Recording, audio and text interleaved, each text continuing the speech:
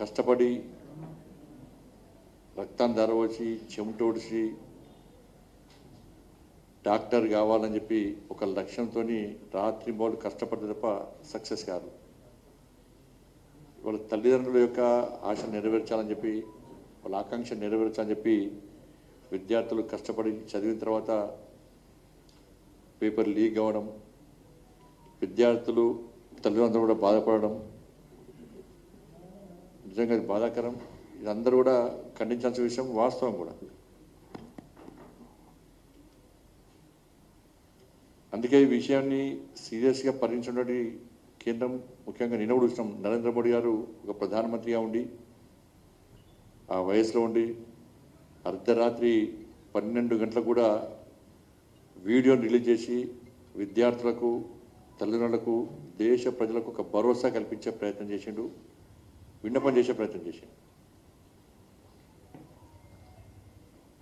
ఇక్కడ ప్రజలు గమనించాల్సిన విషయము, నీట్ పేపర్ లీక్ అయిన వెంటనే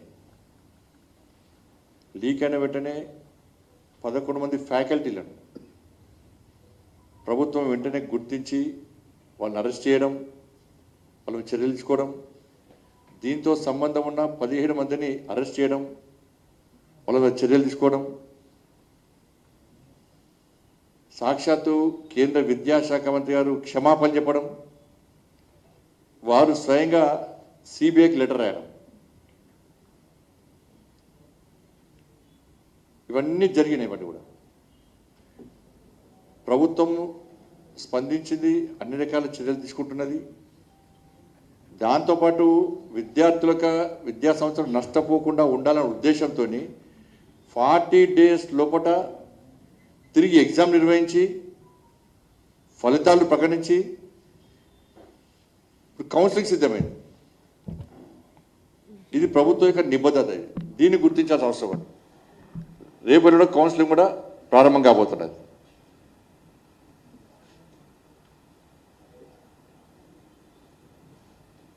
ఇన్ని రోజులు ఆందోళన ఎక్కలేదు. ఎందుకంటే ఎగ్జామ్ స్టార్ట్ అయింది, కౌన్సిలింగ్ ఎగ్జామ్ అయిపోయింది, రిజల్ట్స్ వచ్చినాయి, కౌన్సిలింగ్ సిద్ధమవుతున్నారు. ఇన్ని రోజులు దేశవ్యాప్తంగా ఇక్కడ ఆందోళన, సరే ఇబ్బంది కంపల్సరీ ఉంటుంది, బాధపడాల్సిందే, అందరం కూడా బాధపడాల్సిందే, వాస్తవం కూడా. కానీ అయినప్పుడు కూడా ఢిల్లీ కేంద్రంగా విద్యార్థులు ఆందోళన చేస్తున్నారు, దీక్ష చేస్తున్నారు. దానికి ప్రభుత్వం పర్మిషన్ ఇచ్చింది, పోలీస్ సెక్యూరిటీ ఇచ్చింది, అన్ని రకాల సహకరిస్తామని చెప్పినాం, ప్రభుత్వం చెప్పింది. విద్యార్థులను భావించే ప్రభుత్వం పర్మిషన్లు ఇచ్చింది. కానీ ఈ పరిస్థితిలో విద్యార్థుల ముసుగులో కొంతమంది అసాంఘిక శక్తులు, అరాచక శక్తులు, సంఘ విద్రోహ శక్తులు చేరి ఏ విధంగా విధ్వంసం చేశారో మనందరూ చూశారు. పోలీసుల మీద దాడులు, జర్నలిస్టుల మీద దాడులు, దేశ వ్యతిరేకంగా నినాదాలు చేసుడు, సనాతన ధర్మానికి వ్యతిరేకంగా నినాదాలు చేసుడు, సంబంధం లేని నినాదాలు చేసుడు, విద్యార్థులు రెచ్చగొట్టే విధంగా నినాదాలు చేసుడు, మహిళా జర్నలిస్ట్ పట్ల ఏ విధంగా అసభ్యంగా వివరించారో మనం చూస్తాం. దానికి సంబంధించి వీడియోని ఒక్కసారి ప్లే చేస్తాను.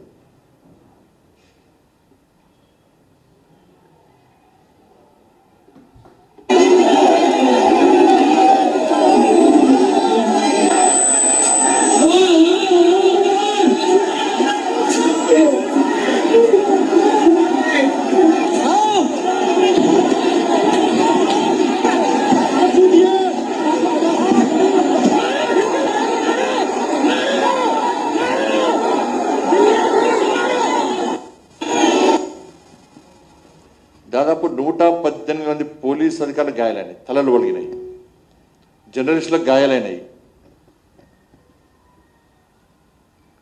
కానీ ఎక్కడ కూడా పోలీసులు సమయంతో వ్యవహరించారు. ఎక్కడైతే సంఘ విద్రోహ శక్తులకు ఏమంటారో అక్కడ మాత్రమే, ఎక్కడ ఫైరింగ్ కూడా చేయలేదు. పార్లమెంటు దర్జాలోకి వచ్చి పార్లమెంటు ముట్టడి చేస్తాం, పార్లమెంటుకు చోరబడతాం అనే పరిస్థితులు కూడా ఎక్కడ పోలీస్ ఫైరింగ్ కానీ ఎలాంటి చేయలేదు. సంఘ విద్రోహ శక్తుల యొక్క విద్యార్థులు కాదు వీళ్ళు, సంఘ విద్రోషకులకు రమడుతుందని చెప్పి భావించి అక్కడక్కడ లాఠీ చార్జ్ చేసేది తప్ప వేరే జరగలేదు. మీరు చూడండి, దీనికి అంతటి కారణము నిన్న ఢిల్లీ పోలీస్ 480 పాకిస్తాన్కి సంబంధించినటువంటి సోషల్ మీడియా అకౌంట్స్ బ్లాక్ చేసింది. 480 అకౌంట్స్ బ్లాక్ చేసింది. ఆ రోజు అలజడికి, తప్పుడు ప్రచారాలకు, అవాస్తవాలను ప్రచారం చేయడానికి అది ప్రధాన కారణం. కేవలం గుర్తించిన 480 కేవలం పాకిస్తాన్ నుంచి, ఇతర దేశాలు కూడా ఇలా ఎంక్వైరీ చేస్తూ ఉన్నారు వాళ్ళు. కాబట్టి ఇటువంటి పరిస్థితుల్లో అక్కడక్కడ లాఠీ చార్జ్ చేయాల్సి వచ్చింది. అంతే తప్ప విద్యార్థులను కొట్టాలి అని కాదు. దెబ్బలు తిన్న వాళ్ళు సగం మంది కూడా ఎవరు విద్యార్థులు కాదు, అలా కొంతమంది ఉండొచ్చు. ఇవాళ మేము అడుగుతున్నాం, ఇవాళ నీట్ ఆందోళనకు 370 ఆర్టికల్ సంబంధమైంది. నీటికి ఆజాద్ కాశ్మీర్కు సంబంధమైంది. నీటికు బంగ్లాదేశ్కి సంబంధమైంది, నీటికు పాకిస్తాన్ సంబంధమైంది, నీటికు నేపాల్ సంబంధమైంది, నీటికు శ్రీలంకకు సంబంధమైంది, నీటికు సనాతన ధర్మానికి సంబంధమైంది, నీటికు శ్రీరామచంద్రునికి సంబంధమైంది, నీటికు సీతమ్మవారికి సంబంధమైంది, నీటికు దేశ వ్యతిరేక నినాదాలకు సంబంధమైంది దాని గురించి.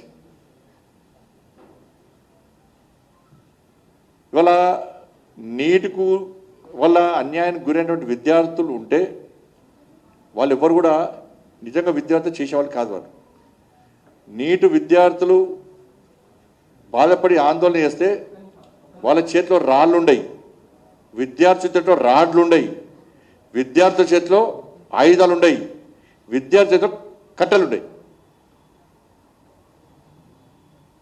విద్యార్థులైతే వాళ్ళందరూ డాక్టర్ కావాలనుకుంటున్నారు. మేము కష్టపడకుండా మాకు అన్యాయం జరిగింది, మేము డాక్టర్ కావాలనుకుంటే కాలేకపోతుందని చెప్పి ఆవేదనతో ప్రభుత్వానికి వ్యతిరేకంగా నినాదాలు చేయవచ్చు. వాళ్ళకున్న బాధలను ఒక రకంగా నినాదాలు ఇవ్వచ్చు. అంతేగాని విద్యార్థులు ఎవరో రాళ్ళు పట్టారు, ఆయుధాలు పట్టారు, కట్టెలు పట్టారు.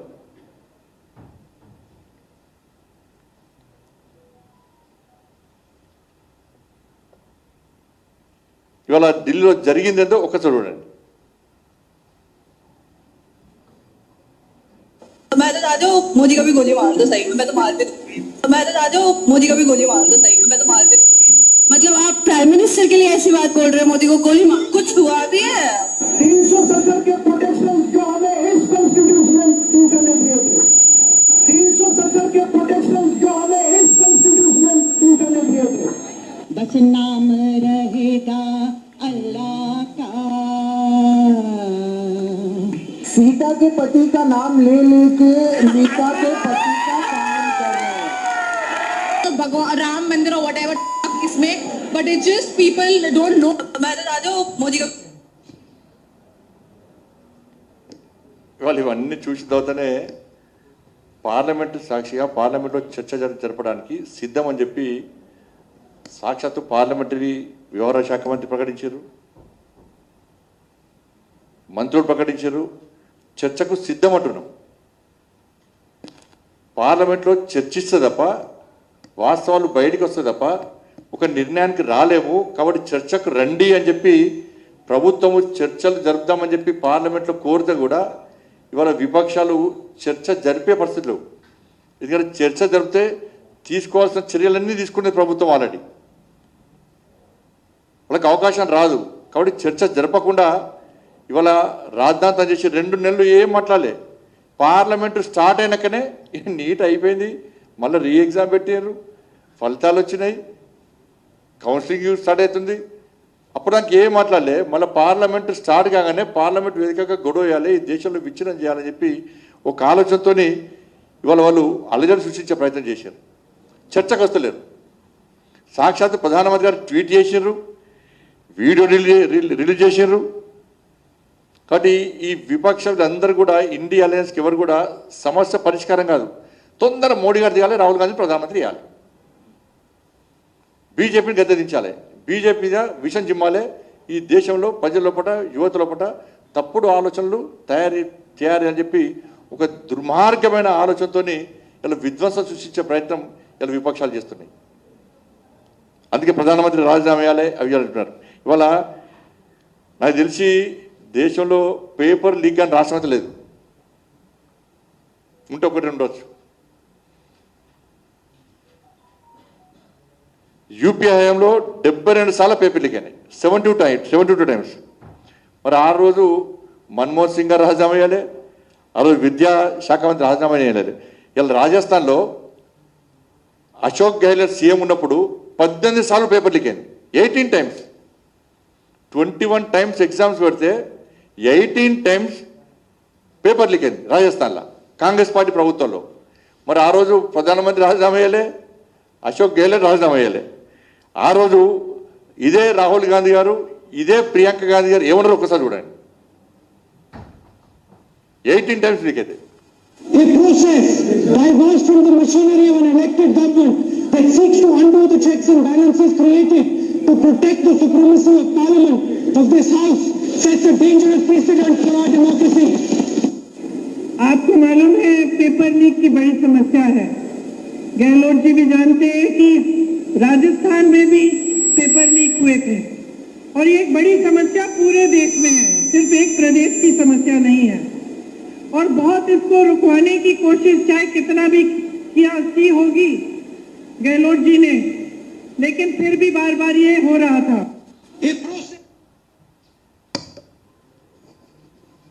వాళ్ళ పంజాబ్లో వాళ్ళు చూడండి, వాళ్ళు కాంగ్రెస్ పార్టీ, వాళ్ళు చేస్తే సంసారం, ఇంకోటి చేస్తే వ్యభిచారం. వాళ్ళు రాజీనామా అయ్యారు. వాళ్ళ హయాంలో పేపర్ లీక్ అయితే రాజీనామా చేసిన అవసరం లేదంటారు వాళ్ళు, రాహుల్ గాంధీ గారు కానీ ప్రియాంక గారు కానీ. కానీ ఇప్పుడు మాత్రం రాజీనామా చేయాలి. 18 సార్లు పేపర్ లీక్ అయింది, ఒకటి రాజస్థాన్లో, ఓన్లీ రాజస్థాన్లో. దానికి ఇవాళ పంజాబ్లో +2 పేపర్ లీక్ అయింది. మరి కేజ్రీవాల్ రాజీనామా వేయాలి, రాష్ట్ర ముఖ్యమంత్రి రాజీనామా వేయాలి. కర్ణాటకలో మొన్న 10th క్లాసుతో పాటు PUC పేపర్ లీక్ అయింది, అక్కడ రాష్ట్ర ముఖ్యమంత్రి రాజీనామా వేయాలి. ములాయం సింగ్ హయాంలో, అఖిలేష్ హయాంలో పేపర్ లీక్ అయింది, వాళ్ళకి రాజీనామా వేయాలి. బెంగాల్లో టీచర్ రిక్రూట్మెంట్లో మొత్తం అవకతవకలు జరిగితే పెద్ద ఎత్తున యుద్ధం జరిగింది. ఆడ మమతా బెనర్జీ రాజీనామా వేయాలి.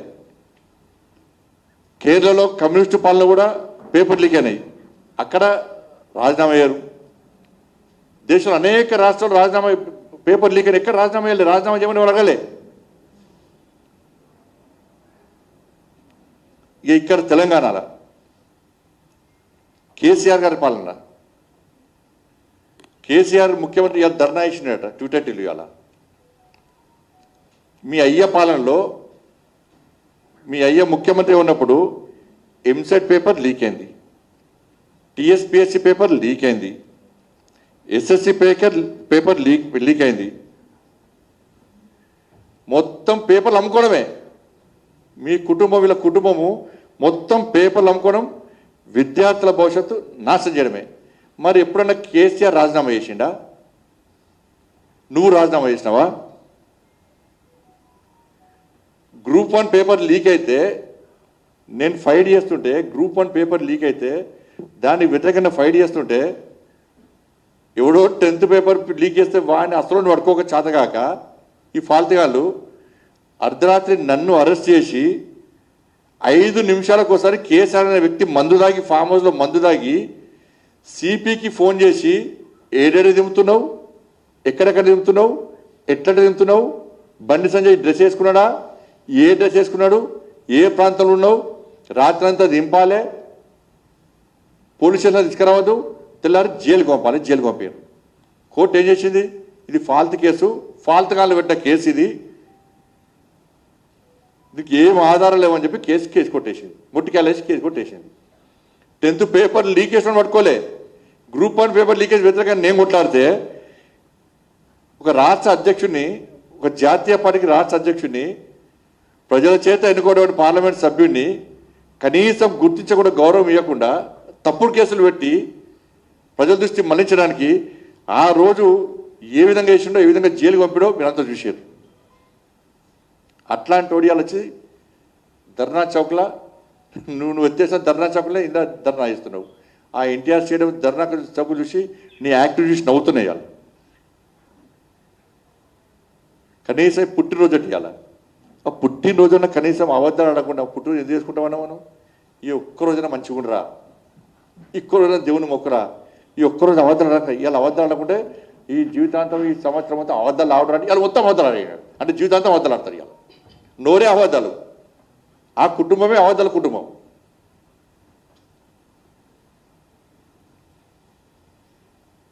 వాళ్ళ మూర్ఖుడా మీ బినామీ సంస్థ వల్ల, గ్లోబరీనా సంస్థ వల్ల 27 మంది ఇంటర్మీడియట్ విద్యార్థులు 27 మంది ఇంటర్మీడియట్ విద్యార్థులు ఆత్మహత్య చేసుకున్నారు. ఇదే తెలంగాణలో. నేను చాలామంది విద్యార్థులు శివాల దగ్గర పోయాను. నేను ఏమన్నావు అప్పుడు?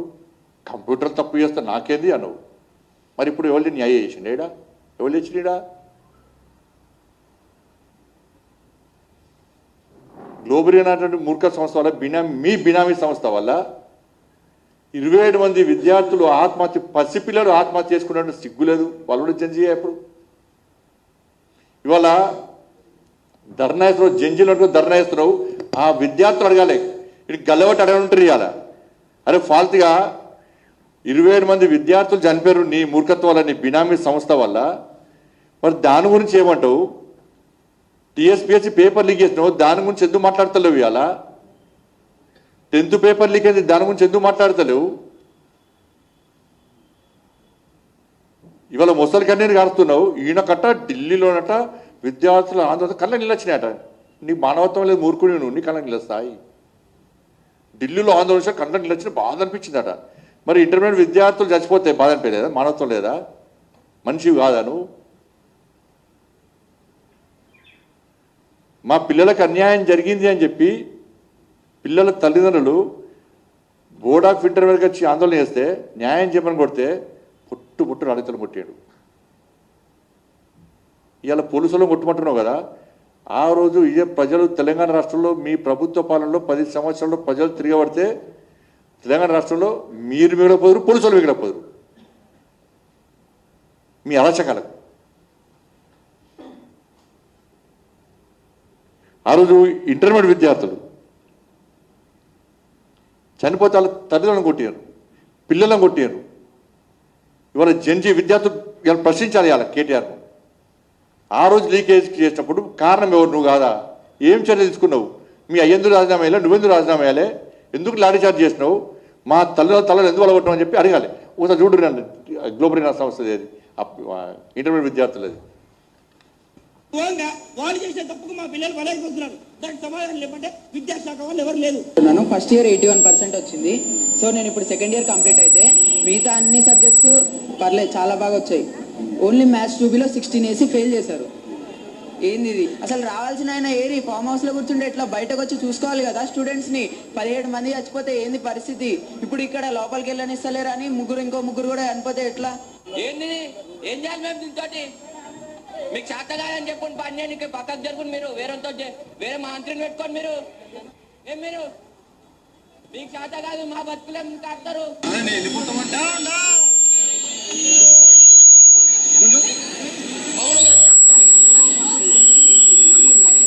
ఇంత దారుణం ఉంటుందా? ఇంత దారుణం వాళ్ళు చేసే తప్పు. ఇక రాష్ట్ర ముఖ్యమంత్రి గారు శుద్ధ పూసకే మాడుతున్నాడు. రాష్ట్ర ముఖ్యమంత్రి గారు, నువ్వు ముఖ్యమంత్రి అయినాక 2 ఏళ్లలో 10th పేపర్ లీక్ అయింది, హిందీ పేపర్ లీక్ అయింది, గ్రూప్ 1లో అక్రమాలు జరిగినాయి. ఆ విద్యార్థులు గ్రూప్ 1లో అన్యాయాలు 4 లక్షల మంది విద్యార్థులు, నిరుద్యోగ యువత ఇవాళ రోడ్ల మీద తిరుగుతున్నారు. పాపం గ్రూప్ 1 విద్యార్థులు 4 లక్షల మంది దాదాపు కోట చుట్టూ తిరుగుతున్నారు. ఢిల్లీలో సుప్రీంకోర్టులో కొట్లాడుతున్నారు నీ మూర్ఖత్వం వల్ల. Railway station వండుకుంటున్నారు. కోర్టు ఫీజులు కట్టలేక 5 రూపాయలు, 10 రూపాయలు, 100 రూపాయలు, 1000 రూపాయలు చందాలు వాళ్ళు చందాలు వేసుకొని కోర్టుల ఫీజు కట్టే పరిస్థితి. ఇక్కడ కోర్టు జడ్జిమెంట్ ఇచ్చినాక కూడా కనీసం వాళ్ళకి న్యాయం చేయకుండా మళ్ళను పైకోర్టు పోతివి. ఆడ అడ్వకేట్ సరిగా వాదించలేదు, కోర్టు మీ ఫేవర్ ఇచ్చే. మళ్ళీ సుప్రీంకోర్టు పోయే, కనీసం వాళ్ళు ఇప్పటికీ బాధపడుతున్నారు. 4 లక్షల మంది విద్యార్థులు ఉసురు పోసుకొని ఇలా ముఖ్యమంత్రి శుద్ధ పూసలక్క మాట్లాడుతున్నాడు. నీట్ గురించి మాట్లాడుతున్నాడు. మొన్న మీరు చూడండి, నీట్ ఎగ్జామ్ అయిపోయింది. గురుకులం పాఠశాలలో విద్యార్థులకు నీట్లో సెలెక్ట్ అయిన వాళ్ళందరూ సెలెక్ట్ అయితే ఇదే ముఖ్యమంత్రి సన్మానం చేసిండు వాళ్ళకు. ఇదే ముఖ్యమంత్రి పోయి మన నీట్ ఎగ్జామ్ సెకండ్ టైం అయిన తర్వాత ర్యాంకులు వచ్చిన విద్యార్థులకు పోయి ఇదే ముఖ్యమంత్రి పోయి సన్మానం చేసేయండు. నేను అడుగుతున్న రాష్ట్ర ముఖ్యమంత్రి గారిని, ఈ రోడ్డు మీద చిన్న చిన్న అల్లరి మూకలు చేసే రాజకీయ మూకలు చేసే ధర్నాల్లో వాళ్ళని అడగకు, ఆ నీటిలో సెలెక్ట్ అయ్యి నువ్వు సన్మానం చేసిన విద్యార్థులను అడుగుపోయి నీట్ ఎగ్జామ్ మంచిగా జరిగిందా లేదని అడుగు, వాళ్ళు సమాధానం చెప్తారు. అడుగు సన్మానం చేస్తావు, ఇది రోడ్డుకి ఎక్కేమో ఆందోళన చేస్తావు. ద్వంద్వ విధానాలు రాష్ట్ర ముఖ్యమంత్రి, ద్వంద్వ విధానాలు. నీట్ ఎగ్జామ్ మంచి నడుస్తుంది కదా, నువ్వు గురుకుల ర్యాంక్ వచ్చిన సన్మానం చేసింది, అది ఎట్లా కరెక్ట్ అవుతుంది? ఇప్పుడు ఎట్లా తప్పంటున్నాను? ఇక గ్లోబల్ అయిన సంస్థ గురించి మాట్లాడుతున్నాడు రాష్ట్ర ముఖ్యమంత్రి. వీళ్ళిద్దరు చీకటి ఒప్పందాలు, ఇద్దరి కేటీఆర్కును రాష్ట్ర ముఖ్యమంత్రికి చీకటి ఒప్పందం ఇద్దరికి. గ్లోబల్ అయిన సంస్థ గురించి దేశం అంతా తెలుసు. అప్పుడు అనేక మంది విద్యార్థులు చనిపోయిన విషయం రాష్ట్ర ముఖ్యమంత్రి ఒప్పుకున్నాడు. ఒక ముఖ్యమంత్రి స్థాయి వ్యక్తి అన్యాయం జరిగిందని గుర్తించినప్పుడు, ఇది తప్పు అని గ్రహించినప్పుడు, ఇది క్రైమ్ అని చెప్పి గుర్తించినప్పుడు అనుకున్నప్పుడు వెంటనే చర్యలు తీసుకోవాల్సింది పోయి నువ్వు కాంప్లైంట్ నేను తీసుకుంటా అట, నువ్వు కొట్టి అంటే నేను ఏడ్చంటే చేస్తానంటున్నది. నీ కాంప్లైంట్కు సుమోటో తీసుకోరాదా? కాబట్టి ఇద్దరు చీకటి ఒప్పందం. ఆయన కాంప్లైంట్ ఇయ్యాడు, ఈయన యాక్షన్ తీసుకోడు. ఇది ఫోన్ ట్యాపింగ్ చూస్తారు కదా, ఇది నాకు తెలిసి ఇప్పటివరకు 10,000 మందిని ఎంక్వైరీ చేసి కావచ్చు. ఇప్పటికి ఫోన్ వస్తున్నాయి ఎంక్వైరీ అని. అది ఎంక్వైరీ అయ్యలేదు, చర్యలు తీసుకోలేదు. ఇదే ముఖ్యమంత్రి అన్నాడు, నా భార్య పిల్లలు కూడా ఫోన్ ట్యాపింగ్ చేసిర్రు, ఫోన్ ట్యాపింగ్ నాకు జరిగింది, ఫోన్ ట్యాపింగ్ చేసిర్రు, అది ఇది వాస్తవం అన్నాడు.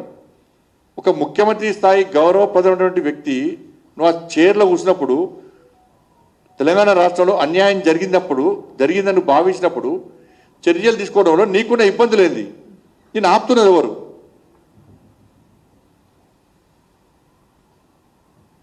ఇప్పుడు వీళ్ళు 27 మంది విద్యార్థుల పేరెంట్స్ వాళ్ళ స్టేట్మెంట్స్ రికార్డ్ అయ్యాయి.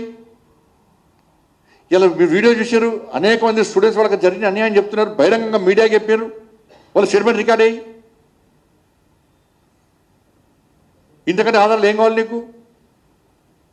వాళ్ళ మెమోస్ ఉన్నాయి, రివాల్యూషన్ కట్టినరు, కనీసం ఇవ్వాలి మీద చర్యలు తీసుకోలే. అప్పటి ప్రభుత్వం కేసీఆర్ అనే వ్యక్తి గ్లోబల్ అయినా అంటే ఏం చర్య తీసుకో, బ్లాక్లో పెట్టి రిచి పెట్టారు అయిపోయా. సంస్థ వాళ్ళదే కాబట్టి 27 మంది చచ్చిపోతే కూడా కనీసం కనికరించిన వ్యక్తి, కనీసం పాపం అనే వ్యక్తి, ఒక్క కుటుంబాన్ని కూడా పరామర్శించాలని వ్యక్తి, కష్టాల్లో ఉన్న విద్యార్థులకు భరోసా కల్పించిన వ్యక్తి ఇప్పుడు ధర్నా చౌక్ వచ్చి ధర్నా చేస్తున్నాడు. ఇది ఎట్లుందంటే సంపినోడే శివంతో కలిసి సంతాపం ప్రకటించుకుంటున్నది పరిస్థితి. దాన్ని చర్య తీసుకుంటే రాష్ట్ర ముఖ్యమంత్రి కాంప్లైంట్ నేను చేస్తాను. ఆయన ఎందుకు ఇస్తాడు కాంప్లైంట్? ఆయన కంపెనీ కాంప్లైంట్ ఇస్తే ఎందుకు ఇస్తాడు?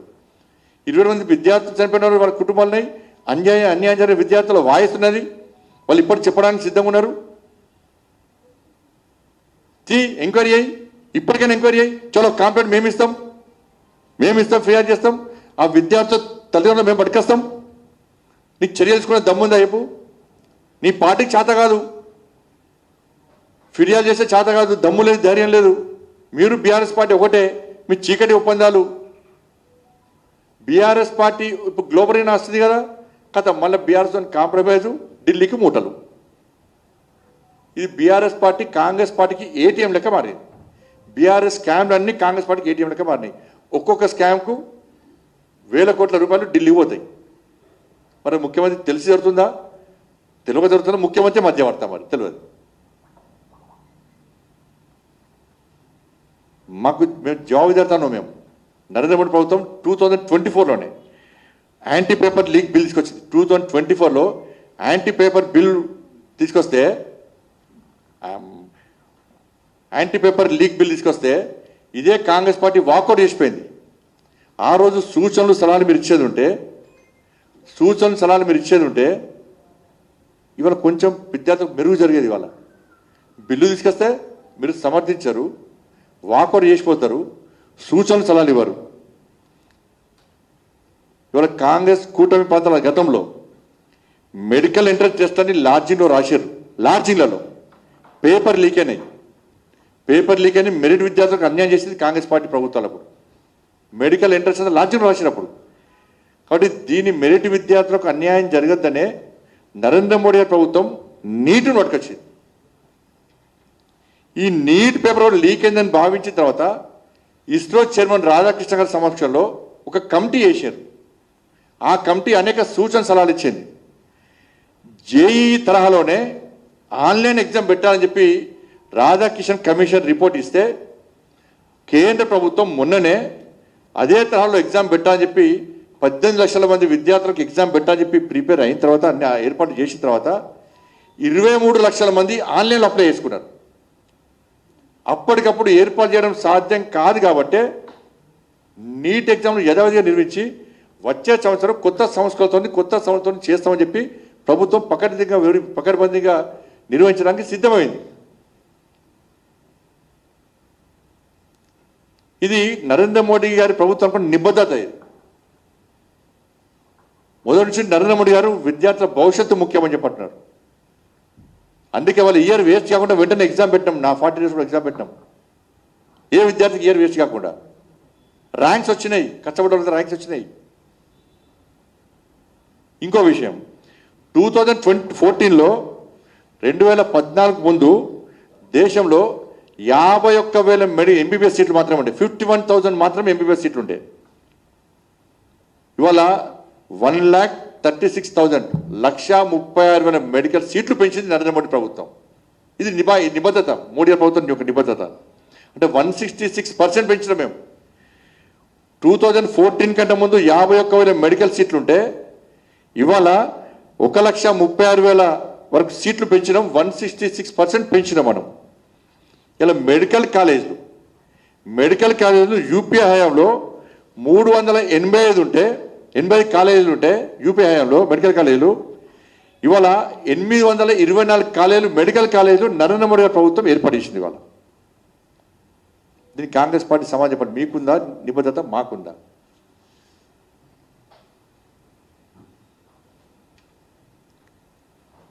ఇవాళ ముఖ్యమంత్రి గారు మాత్రం మీ యూత్ డిక్లరేషన్ ఏం చెప్పింది?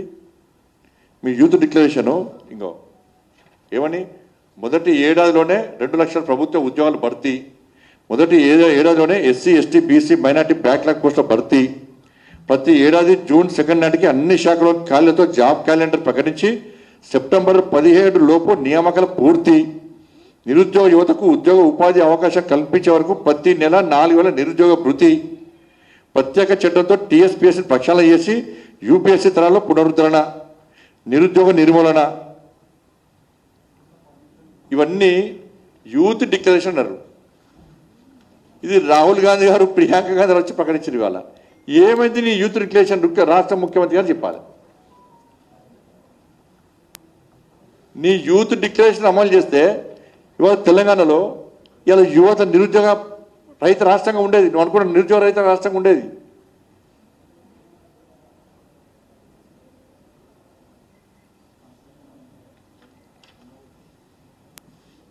కాబట్టి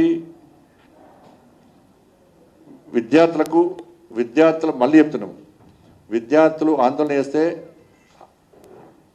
కేంద్ర ప్రభుత్వం ఎక్కడ కూడా అడ్డుకునే ప్రయత్నం చేయదు.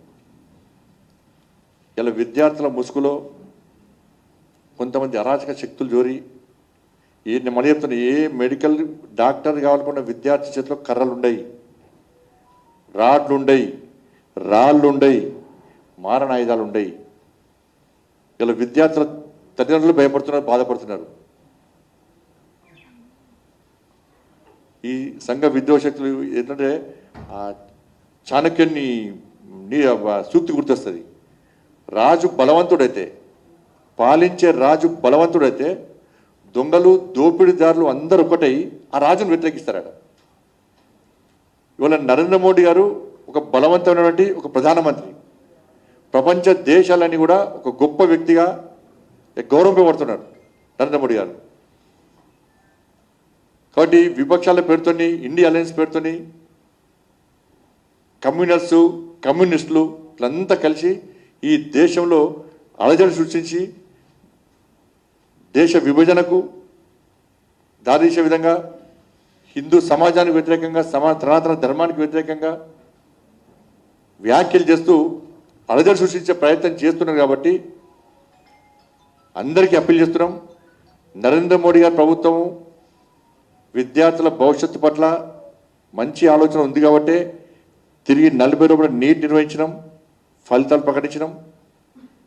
రాబోయే రోజుల్లో కూడా ఇటువంటి అక్రమాలు జరగకుండా అనేక సంస్కరణలు తీసుకొచ్చి పొరపాట్లు జరగకుండా ఉండడానికి అనేక చట్టాలు తీసుకొస్తున్నాం.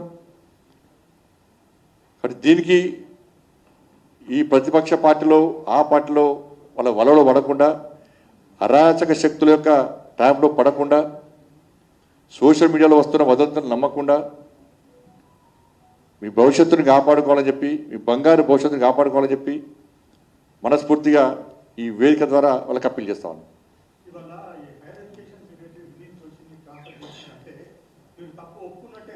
ఇప్పుడు మీరు చేయకుంటున్నాం చేయలేదంటారు, చేస్తే తప్పు ఒప్పుకున్నాం అంటారు. రాహుల్ భాయ్ చేయలేదంటే చేయలేదంటారు, చేస్తే తప్పు ఒప్పుకున్నట్టు అంటారు.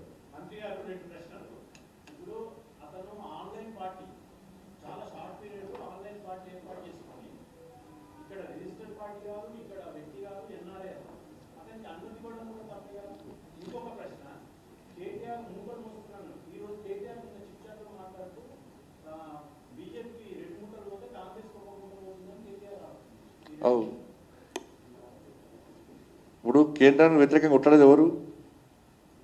బీఆర్ఎస్ కాంగ్రెస్లే కదా, ఇద్దరే కొట్లాడేది. మరి మేము ఇద్దరు ఎట్లా ఒకటవుతాం? మూటలు మోసింది గతంలో వాళ్ళు, ఇప్పుడు మోస్తున్నది వీళ్ళు.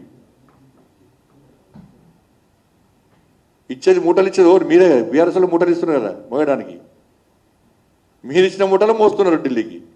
మీరు వాళ్ళు ఒకటి కాకుంటే డ్రగ్స్ కేసు ఏమైంది, కాళేశ్వర కేసు ఏమైంది, ఫార్ములా కార్ కేసు ఏమైంది, ఫోన్ ట్యాపింగ్ కేసు ఏమైంది, విద్యుత్ కొనుగోలు కేసు రిపోర్ట్ వస్తే కూడా యాక్షన్ తీసుకుంటారు. ఏమైంది? ఇవన్నీ ఏమైనాయి అంటే కాంగ్రెస్ పార్టీ బీఆర్ఎస్ పార్టీ పడితే ఏం తప్పులు చేయలేదని భావిస్తున్నారు. రాష్ట్ర ముఖ్యమంత్రి చెప్పాలి. ముఖ్యమంత్రి కాకముందు ముఖ్యమంత్రి నేను ముఖ్యమంత్రి కానీ వీళ్ళ లోపడేస్తా, వీళ్ళ సంగతి చూస్తా అని చెప్పాను. ఏమైంది అలా? ఇప్పుడు ఎవరెవరు ఒకటి. మేము కాంగ్రెస్ ఏ రోజు కలిసి పోటీయలే, బీఆర్ఎస్ కాంగ్రెస్ కలిసి పోటీ చేసారు, కలిసి అధికారం పంచుకున్నారు ఆంధ్రప్రదేశ్లో. మేము బీఆర్ఎస్ ఎప్పుడు కలిసి పోటీయలే, మేము కాంగ్రెస్ కలిసి అసలే పోటీ చేయలే. కలిసి ఉన్నది మీరు. రేపు భవిష్యత్తులో బీజేపీ స్ట్రెంత్ అవుతుంది, కలిసి పోటీ చేసేది కూడా మీరే.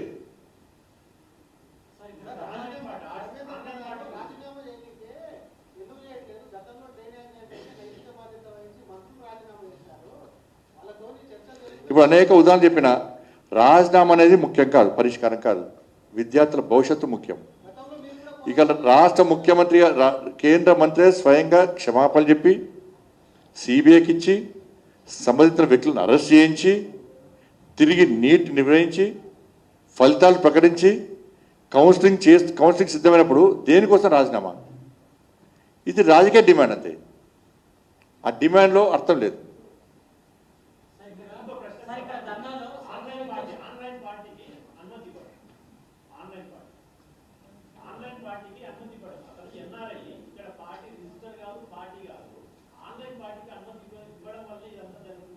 ఇప్పుడు విద్యార్థులు అనుకొని అనుమతించినాం, విద్యార్థులు అనుకొని అనుమతించినాం. కానీ పార్లమెంట్ లోపలికి వచ్చి కర్రలు పట్టుకొని వచ్చినట్టు ఎవరు తీస్తారు మనం?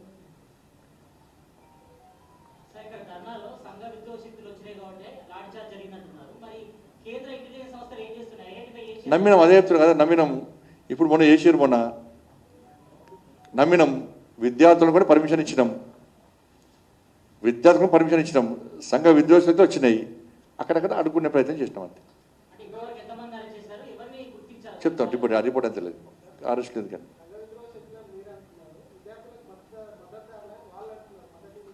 విద్యార్థులకు మద్దతుదారులు అయితే రాడ్లు పట్టుకోరన్నా, రిపోర్టర్లు ముట్టరు.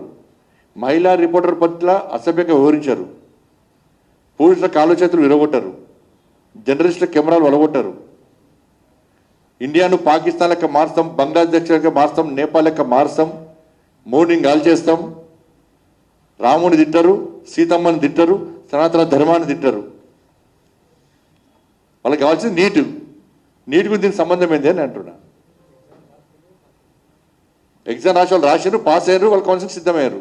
వీళ్ళకే కడుపున పట్టున్నా. 2 నెలలు లేనిది ఇప్పుడు ఎందుకు వచ్చింది? 2 నెలలు జరిగింది, ఎగ్జామ్ అయిపోయింది. ఇప్పుడు ఎందుకు వచ్చింది అంటున్నా వాళ్ళు. 50th కేటీఆర్ గారికి జన్మదిన శుభాకాంక్షలు. పాప ఆయన తీరంతా 50-50 అయిపోయింది.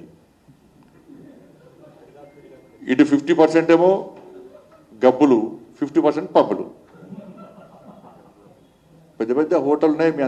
వీళ్ళకన్నా దావతిస్తే ఏమవుతుంది? ఆ హైయత్ హోటల్ ఉన్నాయి, ఈయన హోటల్ బాగా హోటల్ ఉంటాయి. నాకు ఆ హోటల్ గురించి తెలిసిగా మీ అందరికీ.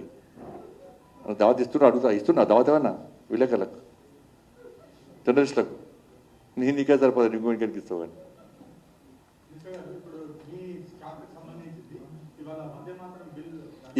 ఇదే కొంచెం మళ్ళీ సబ్జెక్ట్ కొంచెం అదే పోతుంది. రాహుల్ భాయ్, తెలంగాణలో నా పార్టీ నుంచి ఆయనకేంది కదా బాధ? నీ పార్టీలో ఉన్నాడు, ఒక్కడు ఫామ్ హౌస్ అవ్వండి, నీ పార్టీలో ఎవరు చెప్పరాదు. అయినా వీళ్ళ మొక్కలకు మాకు నాయకులు అవసరం. మా బీజేపీ మా కార్యకర్తలు చాలు వీళ్ళ మొక్కలకు. వాళ్ళ మొక్కలను ఎదుర్కోవడానికి మా పార్టీ కార్యకర్తలు చాలు. నాయకులు అందరూ కార్యకర్తలమే. థ్యాంక్ యూ అన్న, థ్యాంక్ యూ.